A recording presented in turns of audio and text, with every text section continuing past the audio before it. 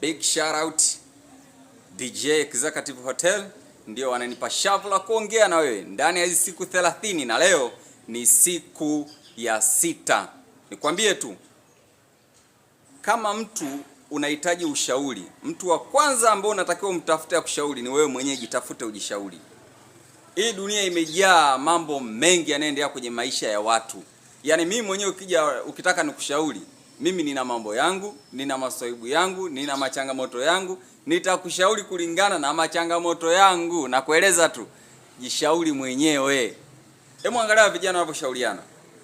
Vipi boy? Vipi brother? Poa kabisa. Au si? Lakini uko je baridi? Tunaendelea vizuri na masomo. Sasa dogo, mimi nataka kukuuliza kitu kimoja. Acha ujinga dogo. Wewe tuambie sisi tuliaso, sisi tumeteseka. Yaani mpaka kama tumekula bakula kama 50. Ushakula bakula 49 wewe. Mimi hapa. Mimi nimesha form 4. Na sasa hivi nipo chaka kwenye matofali kule. Yaani sasa hivi dogo, mimi nakushauri achana na shule. Dogo, kwa sababu tunapata hela chenzi. Alafu sasa hivi tukaanza mtaji wa duka. Bado utaibiwa. Bora ingie siku yetu. Siku yetu kunapata kila kitu. Inasema nini?